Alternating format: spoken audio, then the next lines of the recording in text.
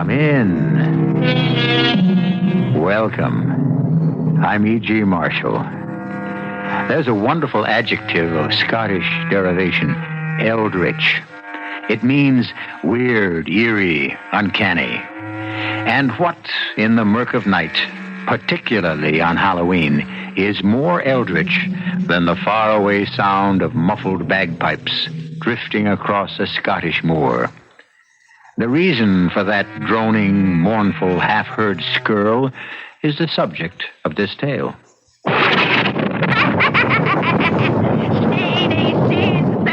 I have offered you freedom this Halloween night. Dare you risk and reach for the prize? Where must I go? First, you must answer me. Will you go? When a witch herself asks the question, what choice do I have? Yes. Then hold fast, St. Vincent. You're on your way to hell!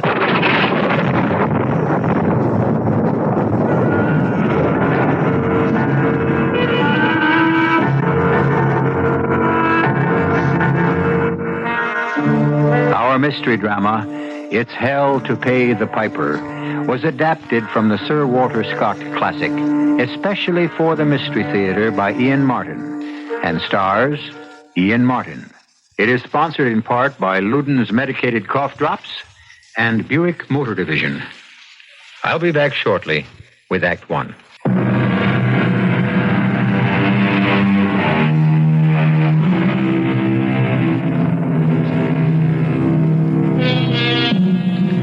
This is a legend handed down from father to son from the 18th century. The lord of a district exacted fealty and fees from all who lived on his land.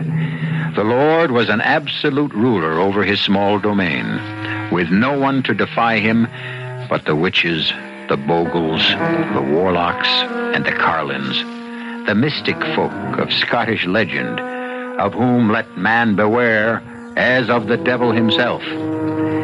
And once having brushed with them, the penance a man pays follows him the rest of his time, especially if they should have caught him the night before All Saints' Day, the night we know today as Halloween. Who is that there, then?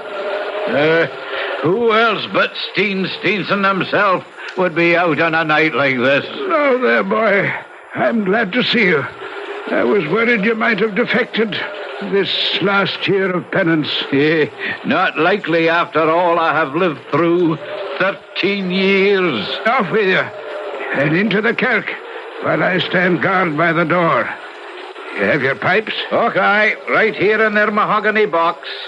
But whether I'll have the strength to blow on them for 6 hours, I don't know.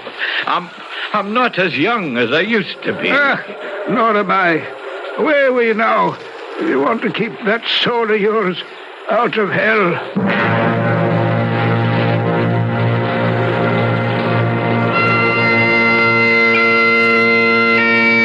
The way I found myself in the predicament that brought me to the pledge and penance came about over 13 years ago.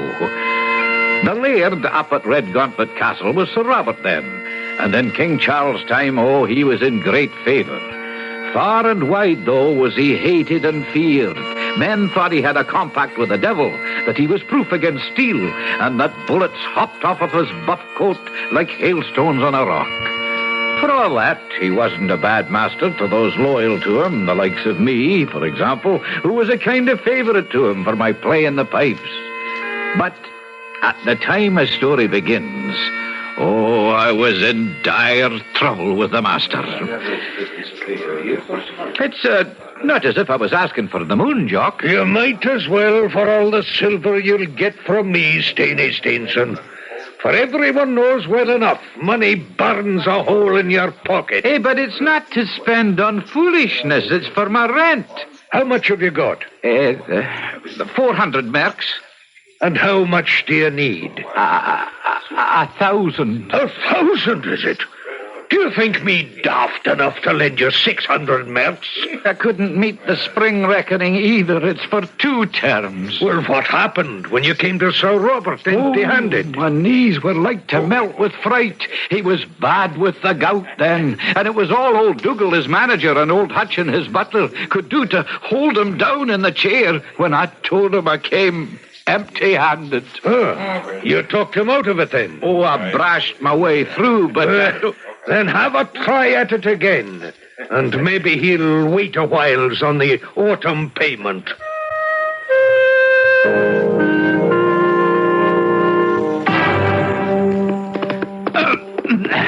There now, laddie girl. Now you bide a wee till I calm down Mary inside, and then I'll put you away in the barn.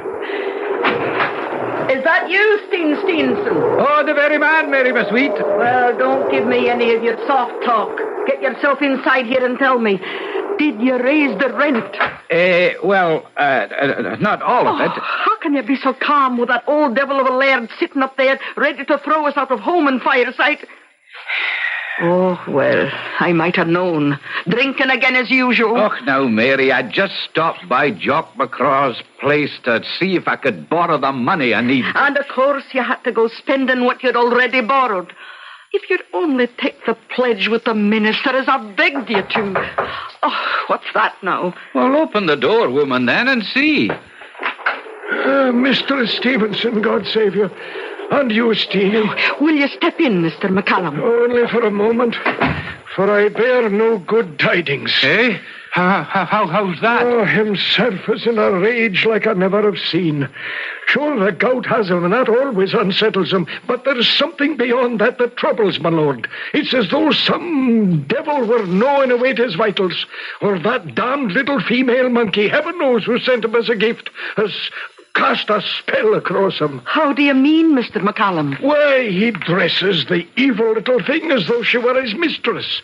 And she's always sitting on his shoulder, chattering and whispering, as if the nonsense she makes had some meaning. Hey, but how does this affect me, Dougal? What bad tidings do you bring? Well, you can. Well, you're in arrears for 2 terms. Oh, I know. Well, I'm here to collect. I don't have it all. I'll give you what I have. How much? 400. Is that all? Well, he'd never accept the rage he's in. Steenie, I warn you, I'll be back this night by 5 at the castle. You'd better be there too, the silver in hand, by that time. Dougal, have a heart. Don't ask me to venture out after dark. You know the witches and bogles are all gathering for Halloween at this week's end. You have more to fear from Sir Robert than any bogles or witches. If you have the money, come, no matter even if it's after dark. And so it was back to Jock McGraw's pub to make him the one offer I knew he'd be hard put to it to refuse. 10% interest is against Maggie if you don't pay back within the 12 months. Hey, that's right. Oh, she's the finest mare this side of the Tweed. I'll take your offer. 600 marks. But first, before all, we'll write out the receipt to be witnessed. And so away I trotted to Redgauntlet Castle with a full purse and a light heart, glad to be out of the laird's danger. Save that it was a wee after 5, and by the time I got there, it was to find that Sir Robert had fretted himself into a fit of the gout because I was late. Have you got the silver? Oh, aye. Well, that's the best part. Now for the other. He's in a terrible fit of temper, so be ready for anything. And that jackanapes is sitting on his shoulder, ready to bite or scratch or stretch out her greedy little hands for whatever's in reach. Steer clear of her. I swear she's a witch disguised. There he goes, blowing on his silver whistle. Before he takes the apoplexy, let's get up to calm him down. Sir Robert sat, or I should say, lay, in a great armchair with his grand velvet gown and his feet in a cradle. His face was fired up and as ravaged as Satan's. The monkey, in a red-laced gown, sat in the chair behind him with Sir Robert's wig perched racily on its head. Pistols and his sword lay by him, but more deadly to me Oh, the rental book. That's Stephen, is it not? Of Stevenson, called Steenie, right? That's your true man, my lord. He brings his rent, sir. Is that so, then? Here it is, your lordship. Is it all here, Steenie, man? I believe your honour will find it all right. Here, Dougal, then. Give Steenie a glass of brandy downstairs whilst I count the silver and write a receipt. As you wish, my lord. Come, sir. Oh, God, take me! The fire is on me again. Get me some cold water for my feet. Oh, Steenie, run quick. Call for Hutchin to get the water. Hey, yes, Dougal. Hutchin! What is it? The laird is having an attack.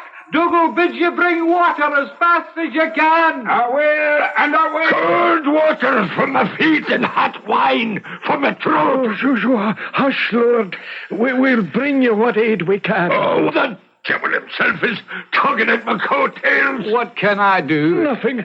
Go on, lad, go. Hey, but I have no receipt for my rent. Here's the bath of cold water. Oh, the foul fiend has me in his grasp. Set me free. Help me get his feet in the water. Sure, and I will. My receipt, Dougal. Don't bother us now.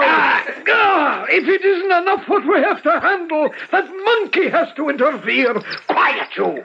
Shall we put his feet in the water? Aye, but let's rid of this beast first. If I could just have my receipt, I could go. Don't bother us now. Away with you, and let us do what has to be done. Aye, Dougal, I suppose it were better. Put his feet in the water, Hutch. Oh, rat and damn me. I'm burning up as if I was in hell. Here we go. God in heaven, is there no relief? We're by your side, Laird. We'll see you free. Never free. What's it? Never free. The dark is done, and this is the witch's time. All belong to me. Is that the monkey? Talking. What did he say? I didn't hear it. Oh.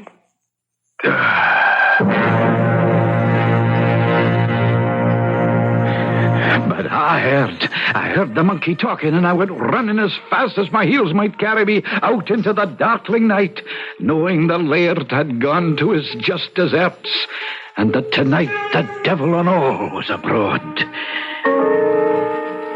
I made straight for the pub. I took a bottle by myself and snugged into the darkest corner. Time passed, and I lost myself in the Scotch mist, till all of a sudden old Hutchin was beside me.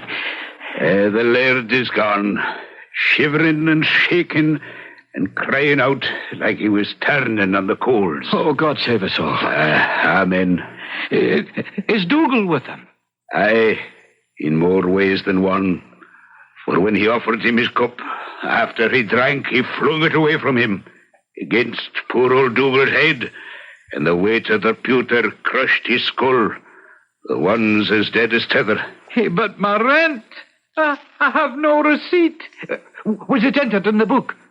I know nothing at all, except that when I ran from the room, that ungodly monkey was bouncing up and down, gibbering and mocking, as if in sheer delight, like some damn goblin witch, I believe it to be.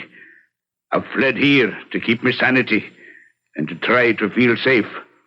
But I feel in my bones we'll no one of us be safe till the week is out and the midnight bell strikes in All Saints' Day and makes us safe and sure again.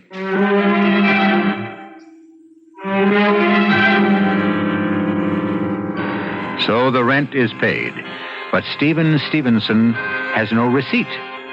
And the laird is dead, and with him the only witness that it was ever paid. And this is only leading up to that baleful night in Scottish legend, a far cry from our only mischievous trick-or-treat night, a night when all the fiends of hell are free to roam before the dawn of All Saints' Day drove them back into hiding and darkness. I shall return shortly with Act 2.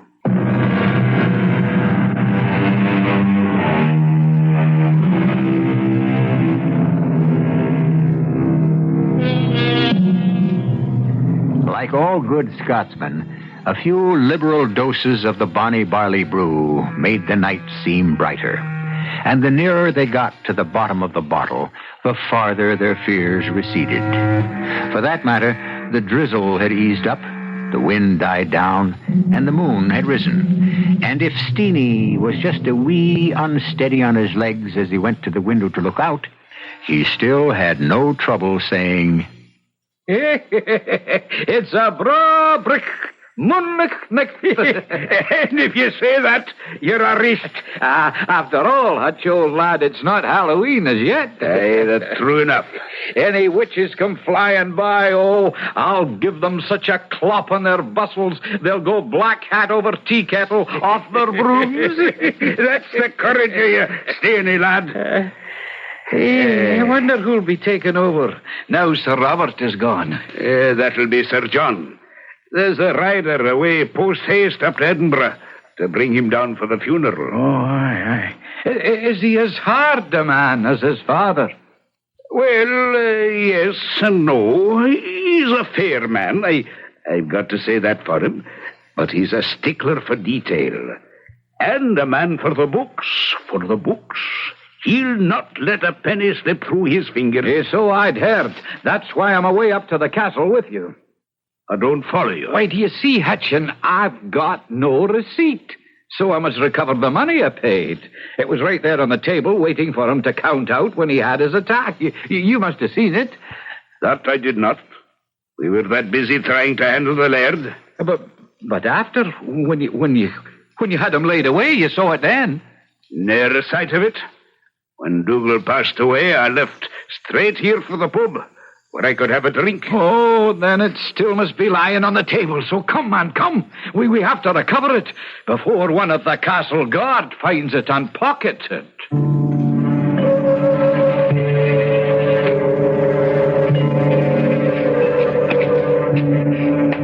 It's awful quiet here in the castle. Aye, it's like as if it were empty of everybody but the dead. Here, let's in and get you your money. Now, where could it be? On the table here, by the rent book, alongside the chair. Oh, no. What is it? It's gone. Could Dougal have taken it? No. I laid him out myself, and there wasn't over a handful of coins in his pocket. Well, it's got to be somewhere. Let's have a look in his desk. Don't be touching that. Here, have your head for it. How canny the man is dead, is he not? Good God defend us. What was that? The master's whistle. Woe be to either Dougal or me if we never answered his summons. Oh, where are you going, Hutchins? It came from his bedroom. He's calling me. How can he be? He's dead. I don't know. I only know when the whistle blows on the pain of my own life, I answer its call. Coming right there from his bedroom, the way he did every night when he was ready for bed. Yeah, but who's blowing it? No one ever blew it but him. Dance to the whistle when he blows, lads. Dance to the whistle when he blows. Merciful heavens, You'll all dance to its tune. He'll summon you all to hell. Even you, my brave young man. Even you he'll get in the end. At the awful sight, old Hutchin had fainted, and when I swallowed my own heart back from my mouth, I took to my heels like the devil himself were after me. Nor did I stop Maggie at the full canter till I reached my own home. Oh, you're daft, Steen. Or what's worse, drunk. I tell you, I saw what I saw. When we opened the door, there were torches enough to light the whole room. And there lay the laird in his coffin, stiff as the corpse he was, while sitting on his chest, cross-legged, in a black pointy hat, with her long nose threatening her chin, all wrinkled and withered, with fire spouting out of her mouth, and great, long, crooked fingers pointing a spell at me, was a witch. You can ask old Hutchin if you want. I thought you said he fainted. When he comes to, then. He was as drunk as you. Probably what the both of you saw was that ugly monkey of Sir Robert. No, the monkey's gone, disappeared. So she came taken. You weren't there to see, woman. And more than that, if it was fancy, who blew the whistle, eh? Who was blowing on the laird's whistle but himself? You ask me, I think the whiskey was ringing in your ears. But that's enough of your excuses. What I want to know is, was the rent paid? Aye, it was paid the first time. Then where's the receipt? Well, I have no receipt. The laird died before he could count the money and write me one. No receipt? Oh, merciful God in heaven. What's to become of us when the new laird takes over? He'll surely take my word for it. Won't he? And if he doesn't?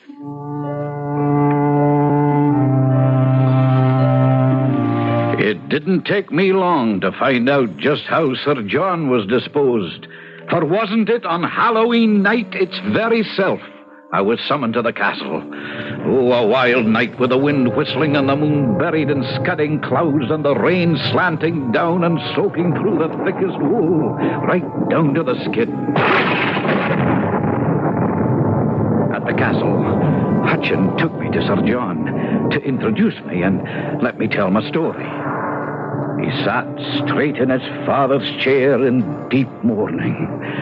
Sorry to bring you abroad on such a wild night. Goodman Stevenson, was it? Aye, that's it. It's Steenie Stevenson, to all that know me. I hear you're a good man with the bagpipes. Oh, I played for your father, sir, and I hope to play for you. Anytime you command me, I'll always be ready. I'll remember that, once we have finished our business. Oh, yes, sir. His was a sudden call. He'll be missed in the country.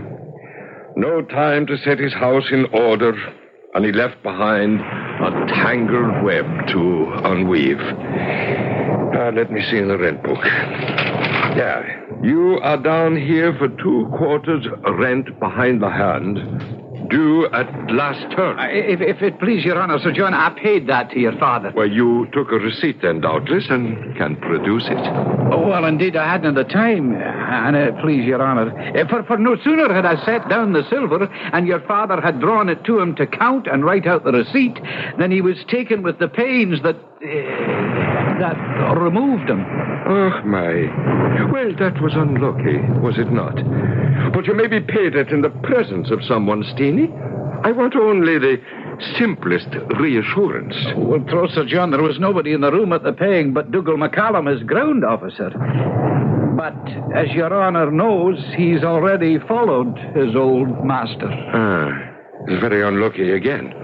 The man you paid the money to is dead. The man who witnessed the payment is dead too. And the money appears to have disappeared. Now, how am I to credit all this? Hutchin was here, sir. I have already questioned Hutchin. He never saw.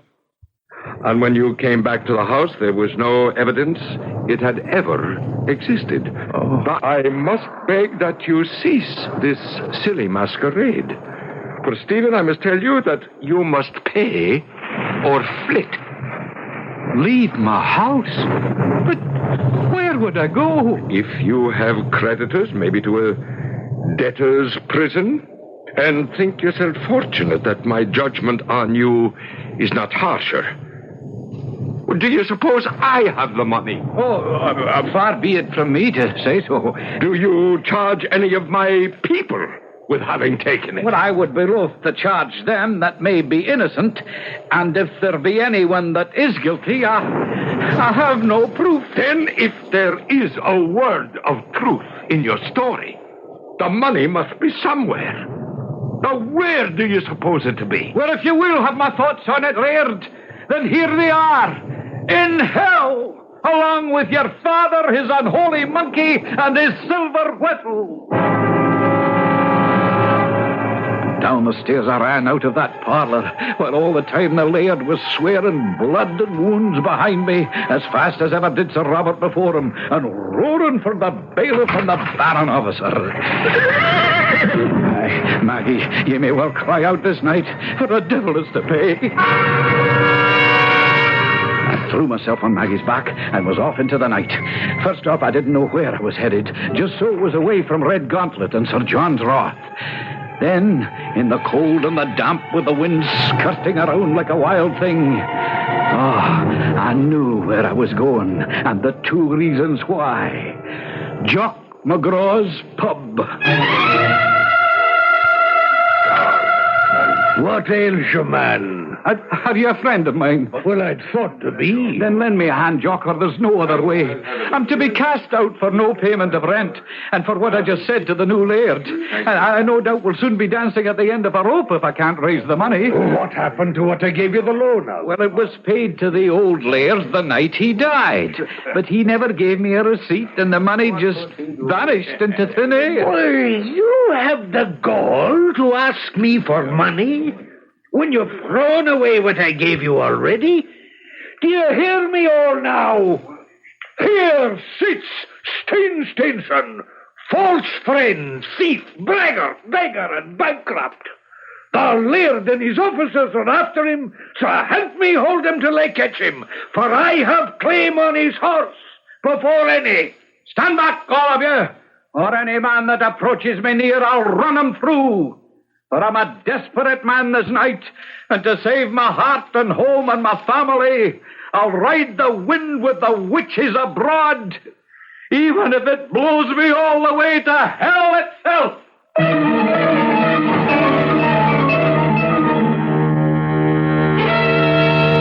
Poor Steenie, back against the wall, condemned by circumstance to the shameful name of thief and beggar. 2 names a Scotsman cannot abide.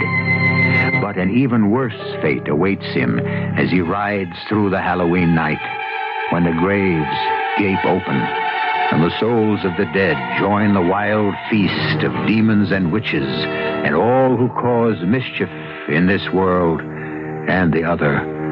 A world which Steenie, in his anguish, mentioned by name, never dreaming his challenge might be taken up, and where his only redress for his wrongs will be found out of this world. I'll return shortly with Act 3.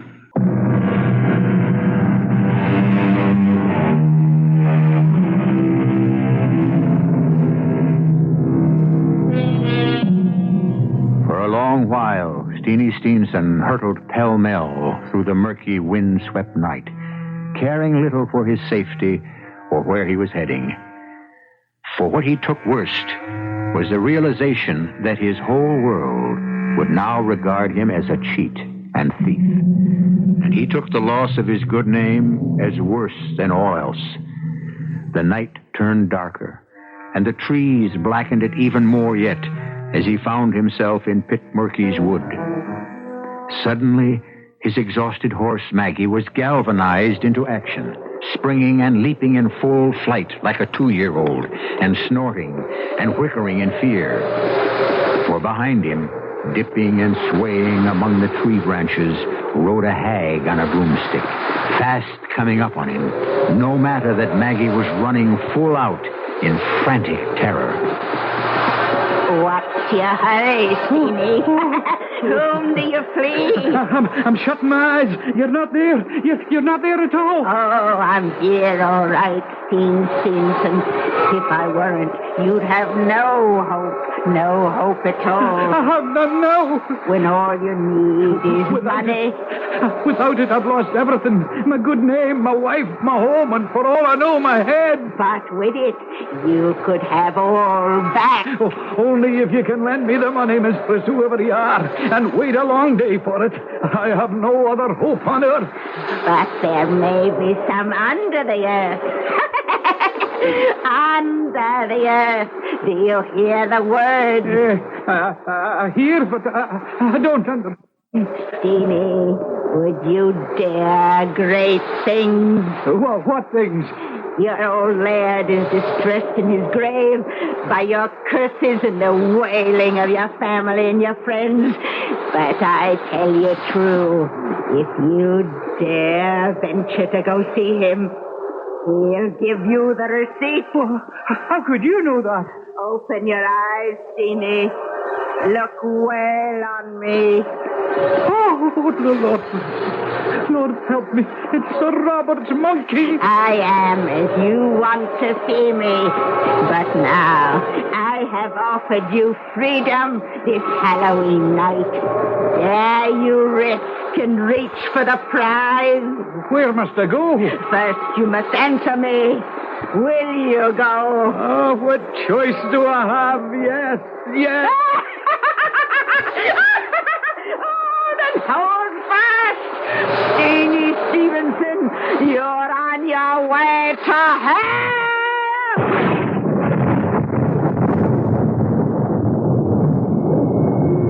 A belt of thunder like the crack of doom, and away I went into the blackness, sucked down like the quicksand of the Solway. When I came to, that loathsome creature, now in the form of a witch again, was urging me forward to the door of Red Gauntlet Castle. How we came there, I knew not. But this couldn't be. This is Red Gauntlet. It is, in truth. Does it seem that way to you? And if it is not from today, but yesterday. Knock on the door and find out. Find out.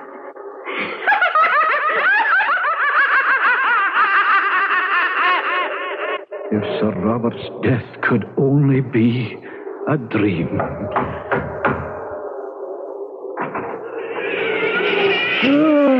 Piper Steenie, are you here? Sir Robert has been crying for you, roaring, fit to burst himself. Dougal MacCallum, is that you? I thought you were dead. Dinna concern yourself with me, lad. Don't you trouble your head about any but your own self. See, you take nothing from anybody here, neither meat nor drink nor silver, except just the receipt, which is your own. Come. Up and round the great staircase, Dougal led me to the banqueting hall. And the Lord take us in keeping. What a ghastly set of revellers sat about that table.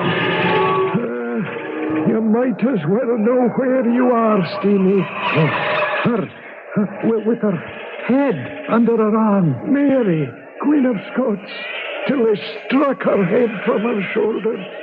And the fat man with the veins in his nose.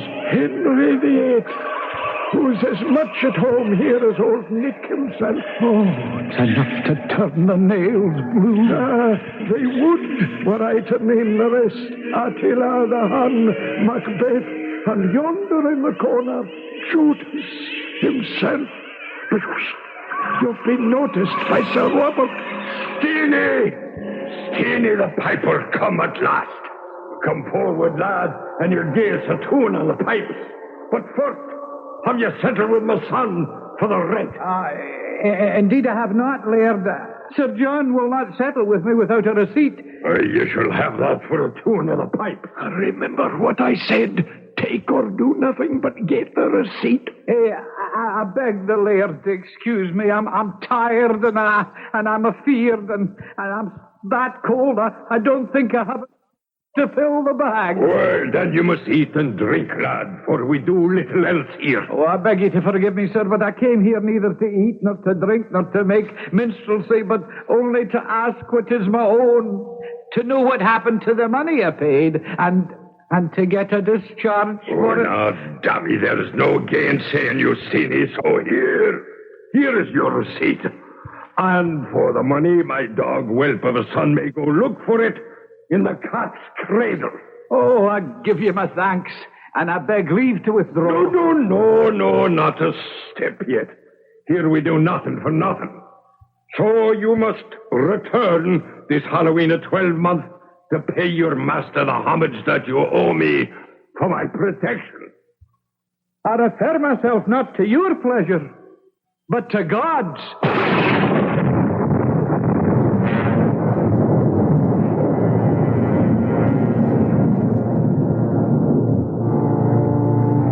When I came to myself, I was lying in the old Red Gauntlet churchyard with the scutcheon of Sir Robert hanging over my head and old Maggie feeding quietly by the minister's 2 cows. I would have thought the night was nothing but a dream, save that clutched in my hand was Sir Robert's receipt, fairly written in his hand. Sore troubled in my mind, I rode to the castle, and after great trouble, I got audience with Sir John. Well, have you brought me my rent? I have not, but I have brought your father Sir Robert's receipt for it. His receipt? You told me he had not given you one. Would your honor just see if the signature is correct? Well, it is hand all right. But what is this date? The 31st of October from my appointed place this year. But this was yesterday. Oh, you villain, you must have gone to hell for this. Whether he be in heaven or hell, I know not, but I got this from your father this Halloween night. Damn your impudent hide. I shall reveal you for a warlock to the Privy Council and send you to your master, the devil, with the help of a tar barrel and a torch. Oh, no, I intend to reveal myself to the minister and tell him all I have seen last night. For he's fitter to judge than a simple man like me. By the way, Steen, let's consider all. Now, if this story be true, where should we find this cat's cradle you mentioned? Oh, we'd best ask Hutchin, the butler, sir. He knows all the odd corners better than any man. And so it proved. For Hutchin remembered an old ruinous turret, long disused next to the clock house, accessible only by ladder, for the opening was on the outside far above the battlements. And that once it had borne the name of Cat's Cradle. Hand me my pistol belt, Hudson, and help me buckle it on. Oh, it's fair dangerous to think of climbing up there and in the wind. If it is to right or wrong, it is my duty. Slowly and carefully, he climbed the ladder and disappeared into the turret. Then, of a sudden came... Hey, are you all right, my lord? Aye, and all is right. I have found your money. Here is the real culprit. Make sure I've made a thorough job of making it dead. What he had thrown down at my feet and Hutchins was the lifeless body of the monkey or ape or whatever it was. And later in the study, Sir John explained. I want to make amends to you, Steenie. Here is your money, which I found among many things stolen away and missing through the years, which that witch imp had carried away to line its nest. Now keep it, and pay your debts. You shall have a year free to catch up again. Oh, Your Honor. Now, wait. I have not finished. I would wish no questions as to the health of my father's soul. So I think we could do better to lay all the damage on the monkey. That is, to forget your dream in Pitmurky Wood. You had a good deal from the bottle, and it would be hard to be sure of much. As for this document, well, it's a queer kind of thing. It would be best to put it in the fire. Hey, but queer as it is, Sir John, it's all the voucher I have. I will bear the contents to your credit in the rental book. It will be done with witnesses. I would wish to speak with the minister on the subject, for I like not the sort of summons of appointment your honor's father... Do not call that phantom my father. Well, then, the thing that looked so like him. You see, he spoke of coming back in a 12-month, and I had the notion that if I was called and had no way to refuse, it might be forever. Very well. If you are so distressed in mind, speak to the minister. The minister had a solution, all right. One was that I had to take the pledge and give up the bonny due for all these 13 years. And the other was that every Halloween, for 13 years, from 6 till the witching hour was past, I would play my serenade on the bagpipes, but safe within the hallowed walls of the church. And tonight is the last night.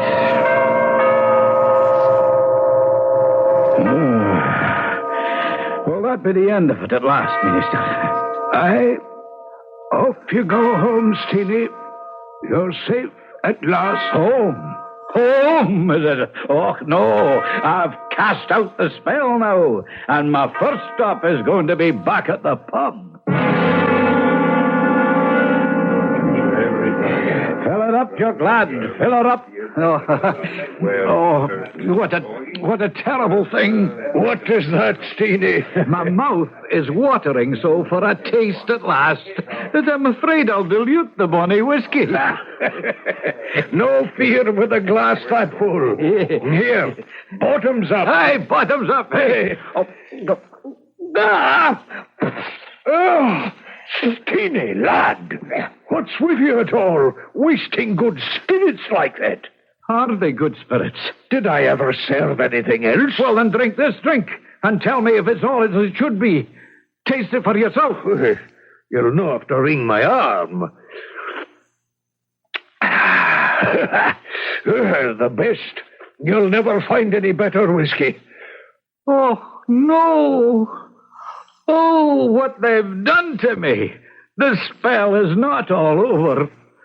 I've lost my taste for whiskey. I'll be a teetotaler all my life.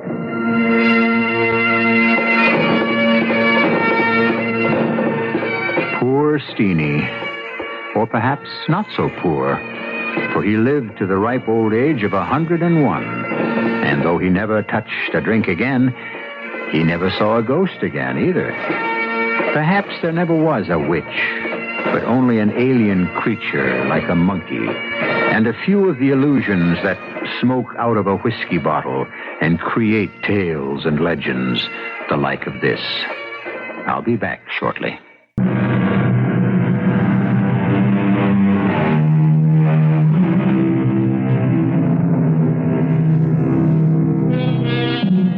Halloween seems to be falling out of favor. The hordes of small spooks, tiny skeletons, lipstick-smeared clowns, the homemade costumes from Dad's old top hat to pinned-up baggy trousers, the mock witches in Mother's old nightgown, no longer roam the streets in such numbers, and fewer are the houses that are ready for trick or treat. A little sad for the children, but don't you grown-ups be too foolhardy.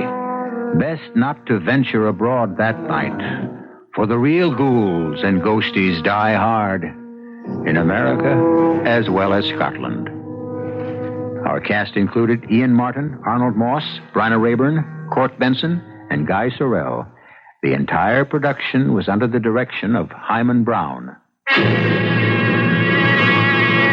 And now, a preview of our next tale. Corey, if you walk out of here and don't tell me why... Look, Inga, order some lunch. Have the roast beef, darling. It's good here. And I'll call you. If you go now, I don't want you ever to call me. Corey!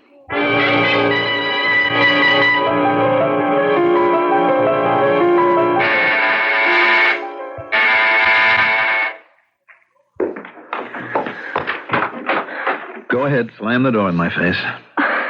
I really should do exactly that. And I wouldn't blame you.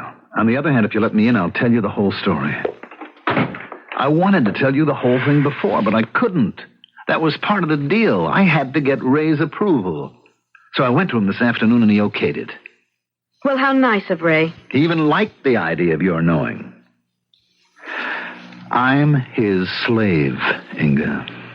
Radio Mystery Theater was sponsored in part by Buick Motor Division and Luden's Medicated Cough Drops. This is E.G. Marshall inviting you to return to our Mystery Theater for another adventure in the macabre. Until next time, pleasant dreams.